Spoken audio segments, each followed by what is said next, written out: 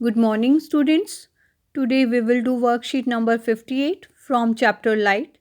In this worksheet, we will discuss about the various ray diagram formed by convex lens and concave lens. These are spherical lenses. What is spherical lens? A transparent medium bound by two surfaces of which one or both surfaces are curved. एक ऐसा transparent medium जिसके दो surfaces हैं और इसमें दोनों surfaces curve हो सकते हैं या फिर एक सरफेस अगर कर्व है तो भी वो लेंस होगा। तो ऐसा ट्रांसपेरेंट मीडियम जिसके दो सरफेसेस हैं या तो दोनों या फिर एक सरफेस अगर कर्व्ड है तो उसे हम स्फेरिकल लेंस बोलेंगे। इसकी शेप के अकॉर्डिंग हम इसे दो पार्ट्स में या दो टाइप में डिवाइड करते हैं। First is convex lens and second is concave lens. Convex lens क्या होगा?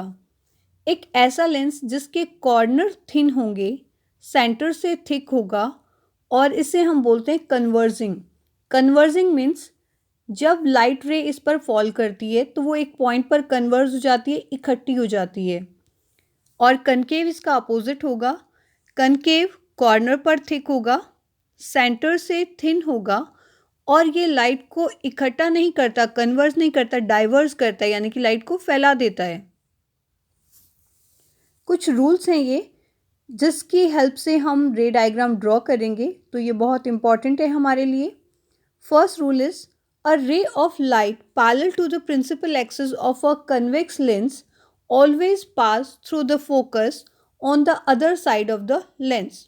ये ध्यान रखना है कि दूसरी साइड का जो फोकस होगा हमारा वहाँ पर जाकर मीट करेगी ये रे।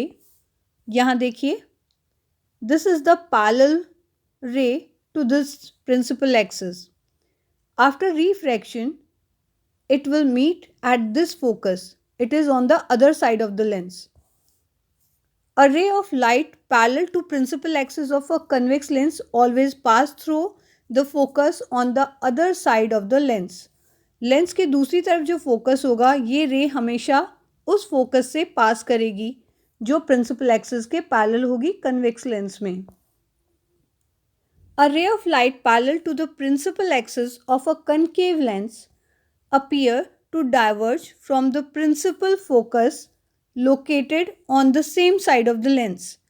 It means यहाँ दूसरी तरफ जाकर मीट कर रही थी फोकस से और यहाँ पर जिस साइड से रे आई है, जो इंसिडेंट रे है हमारी, उसी साइड हमें मीट करती हुई फील होगी। जैसे यहाँ पर है, ये पैरेलल रे है इस प्रिंसिपल एक्सिस के। एक्चुअली इसका जो पाथ है this one, but when we extend it in the backward direction, focus will meet with this ray. तो ये जो फोकस है ये क्या है, बैक साइड में है। जिस साइड से रे आई है उसी साइड में फोकस जो होगा उससे मीट करेगी कनकेव लेंस में। ये हमारा फर्स्ट रूल है। Second rule, a ray of light passing through the optical centre. दोनों के लिए सेम है ये, कनकेव के लिए भी और कन्वेक्स के लिए भी। यानी कि कोई भी ऑप्टिकल रे अगर सेंटर से पास करती है, फिर चाहे वो कन्वेक्स लेंस है या कनकेव, तो वो हमेशा स्ट्रेट जाती है, without any turning, without any bending, वो स्ट्रेट जाएगी बिल्कुल। एक बार फिर से हम इन रूल्स को देख लेते हैं। ये हमारा कन्वेक्स लेंस के लिए है और ये कनकेव लेंस के लिए। इससे पहले कुछ पॉइंट्स हैं जो हमें समझने होंगे। ये हमारा कन्वेक्स लेंस है और ये कनकेव लेंस है।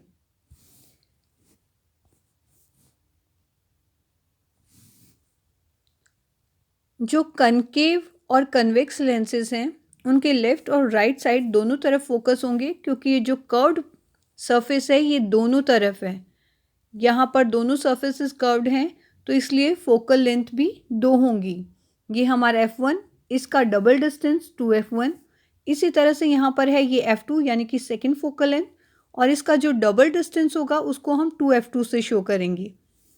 ये प्रिंसिपल एक्सिस है। अब यहाँ पर रूल्स क्या कहते हैं, कन्वेक्स लेंस के हम पहले देख लेते हैं। अगर कोई भी रे पैरेलल होगी तो वो फोकस से पास करेगी। ऑप्टिकल सेंटर से जाने वाली जो रे है वो स्ट्रेट जाएगी। कोई भी रे अगर फोकस से पास कर रही है तो रिफ्रैक्शन के बाद वो पैरेलल हो जाएगी। सेम इसी तरह से कनकेव में भी है। कनकेव लेंस में भी अगर कोई रे पैरेलल होती है तो वो फोकस पर जाएगी लेकिन बैकवर्ड डायरेक्शन में। और यहाँ पर सेम रूल है कन्वेक्स की तरह ही कि अगर ऑप्टिकल सेंटर से कोई रे जाती है तो वो स्ट्रेट विदाउट टर्निंग वहीं से जाएगी। इसके बाद थर्ड रूल, अगर कोई भी रे फोकस से जाती हुई अपीयर होती है तो वो पैरेलल हो जाएगी। ये हमारे कन्वेक्स लेंस के कुछ केसेस हैं। सेम वैसे ही होंगे जैसे हमने मिरर के किए थे। सबसे पहले ऑब्जेक्ट को अगर हम इन्फिनिटी पर रखते हैं तो जितनी भी रेज होंगी पैरेलल होंगी, और जो पैरेलल रेज होती हैं वो रिफ्रैक्शन के बाद कहाँ मीट करेंगी? फोकस पर। तो यहाँ फोकस पर हमारा एक बहुत ही डिमिनिश्ड स्मॉल पॉइंट टाइप में ऑब्जेक्ट का जो इमेज है वो मिलेगा हमें, और ये रियल इमेज होगी। ये हमारा सेकंड केस है। अगर ऑब्जेक्ट को हम 2f और इन्फिनिटी के बीच में रखेंगे तो क्या होगा? जो इमेज होगी उसके लिए 2 रेज चाहिए। यहाँ पर 3 रेज हैं, लेकिन इनमें से कोई भी 2 रे हम सेलेक्ट कर सकते हैं। मोस्टली हम पैरेलल और ऑप्टिकल सेंटर से जाने वाली रे को चूज़ करते हैं क्योंकि ईजी होता है ड्रॉ करना।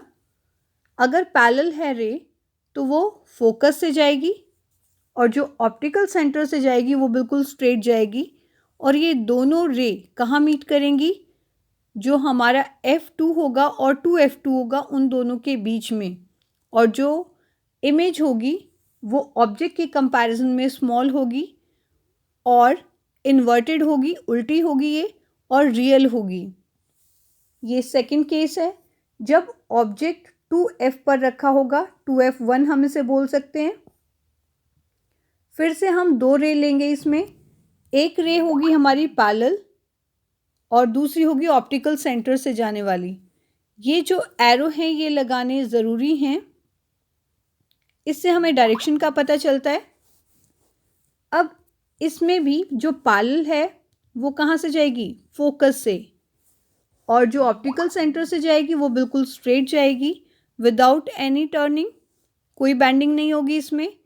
और यहाँ पर जो हमारी इमेज होगी वो 2F2 पर हमें मिलेगी, यानी कि 2F1 पर अगर हमने ऑब्जेक्ट को रखा है तो इमेज इक्वल साइज़ की रियल इन्वर्टेड हमें 2F2 पर मिलेगी। सेम साइज़ है बिल्कुल दोनों का।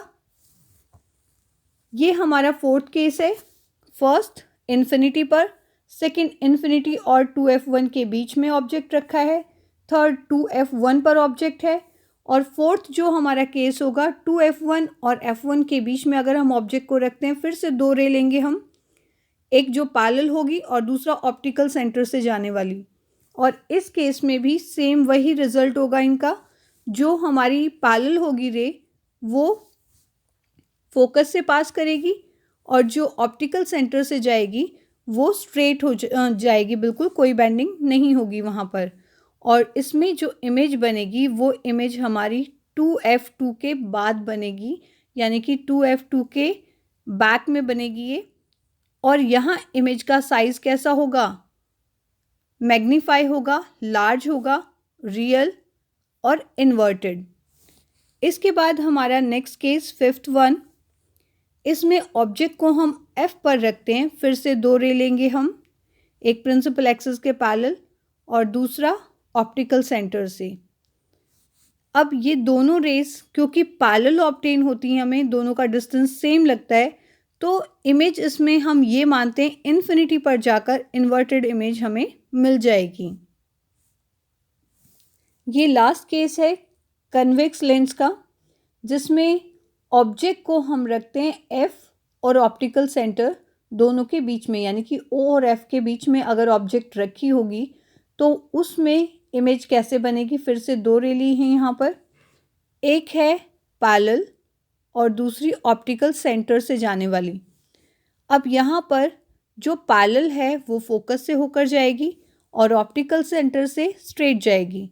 इन दोनों के गैप को अगर हम ध्यान से देखें ये कंटिन्यूसली इंक्रीज हो रहा है, तो यहाँ पर राइट साइड में तो इनके मिलने के कोई चांसेस नहीं है, मीट नहीं होंगी तो इमेज भी नहीं बनेगी।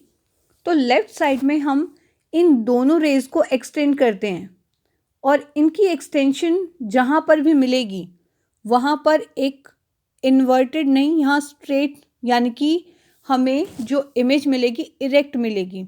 सिर्फ एक यही केस इसमें ऐसा है जिसमें जो ऑब्जेक्ट है उसकी इमेज हमें कैसे मिलती है, इरेक्ट और वर्चुअल, और एनलार्ज है। यहाँ पर सिर्फ एक केस में वर्चुअल इमेज हमें मिलेगी और वो लास्ट होगा। इसमें ऑब्जेक्ट जो है वो कहाँ रखा होगा, एफ और ओ के बीच में। इसके बाद हम डिस्कस करते हैं कनकेव लेंस के केसेस। इसके सिर्फ दो केसेस होंगे। एक, अगर हम ऑब्जेक्ट को इन्फिनिटी पर रखते हैं, और दूसरा ऑब्जेक्ट जो होगा हमारा इन्फिनिटी और 2f2 के बीच में होगा, यानी कि यहाँ इन्फिनिटी है और ये इन्फिनिटी और 2f2 के बीच में रखा होगा और ये इन्फिनिटी पर है। तो इससे जितनी भी रेज होंगी कैसी होंगी, पैरेलल होंगी, और पैरेलल हैं इसीलिए ये बैक साइड में यानी कि लेफ्ट साइड में ही हमें मीट करवानी होंगी। डॉटेड फॉर्म में हम इस तरह से मीट करवा सकते हैं इसे, और इसके बाद इन रेज को एक्सटेंड करेंगे हम इस तरह से, ठीक है। और यहाँ पर फोकस पर कैसी वर्चुअल इमेज हमें मिल जाएगी। इसके बाद जो सेकंड केस होगा उसमें भी हम यही करेंगे, एक पैरेलल रे लेंगे, ये हम फोकस से मीट करवाएंगे बैक साइड में और इसको बिल्कुल स्ट्रेट आगे एक्सटेंड कर देंगे। और दूसरी जो है ऑप्टिकल सेंटर से अगर हम ले, इसमें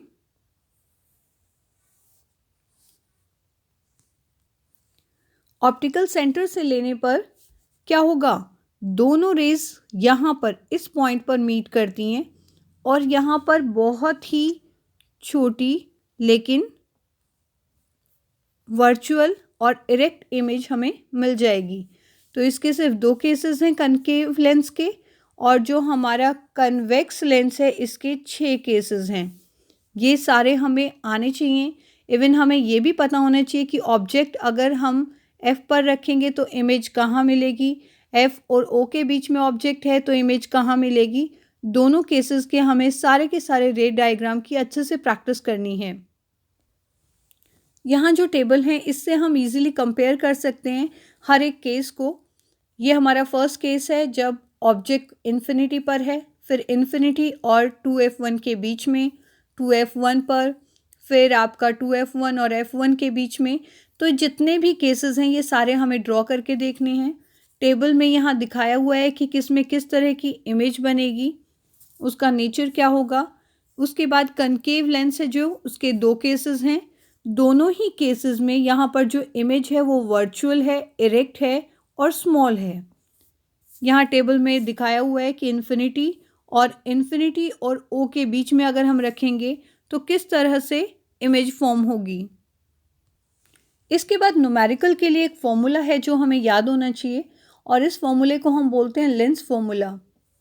जिस तरह से हमारा मिरर्स फॉर्मूला था उसी तरह से लेंस फॉर्मूला भी है। सिर्फ एक छोटा सा डिफरेंस है, एक नेगेटिव साइन का। यहाँ पर मिरर फॉर्मूला में पॉजिटिव था और लेंस फॉर्मूला में यू के साथ नेगेटिव है। ये याद रखना है हमें, यू हमेशा नेगेटिव होता है और लेंस फॉर्मूला में ये नेगेटिव है। तो इसको अगर हम याद करके रखेंगे तो इसका रिवर्स नहीं लिख देंगे हम, इसलिए हमें हमेशा याद रखना है कि यू जो है नेगेटिव आता है हर केस में, क्योंकि लेफ़्ट साइड पर हम ऑब्जेक्ट को रखते हैं और साइन कन्वेंशन के अकॉर्डिंग ये नेगेटिव होता है। और लेंस फॉर्मूला जो है इसमें भी ये नेगेटिव है।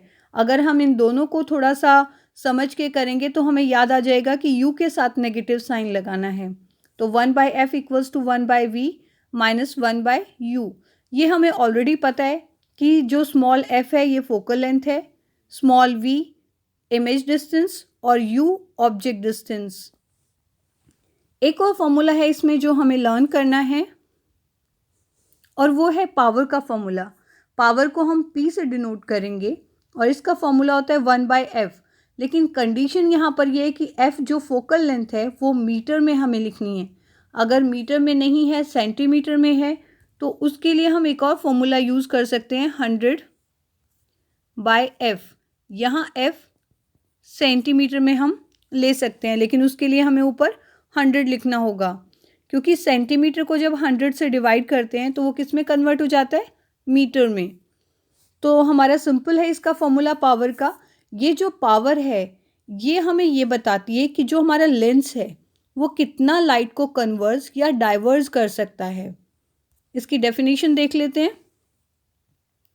Power of lens is defined as the reciprocal of its focal length. यानी कि पावर क्या होती है? It is reciprocal of focal length.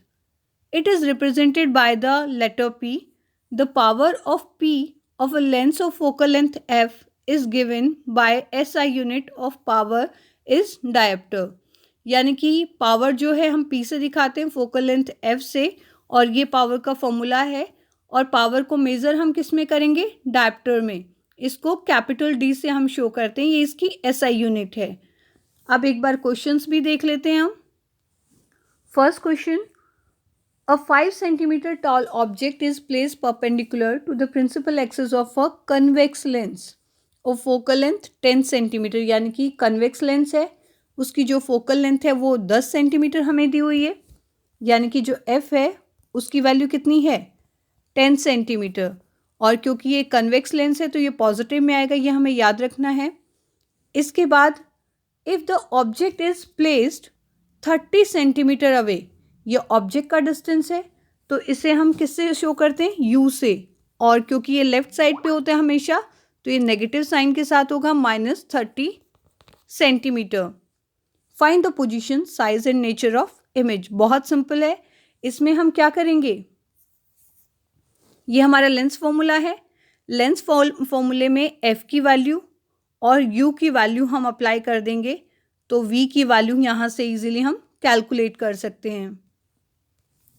इसके बाद सेकंड क्वेश्चन में अ थिन कन्वर्जिंग लेंस। सबसे पहले हमें पता होना चाहिए कन्वर्जिंग लेंस हम किसको बोलते हैं? कन्वेक्स लेंस को, जो पॉइंट पे कन्वर्ज कर देता है, लाइट को इकट्ठा कर देता है एक सिंगल पॉइंट पर, जितनी भी रेज जो हमारी पैरेलल आती है इन्फिनिटी से उन रेज को।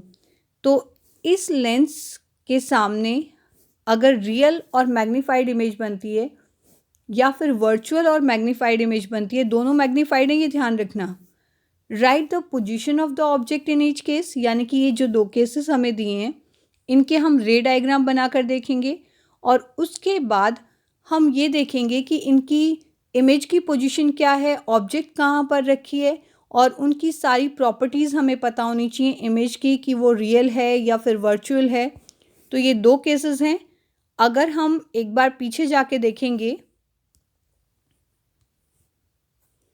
तो ये हमारा कन्वेक्स लेंस है, इसमें मैग्नीफाइड किस में बन रही है?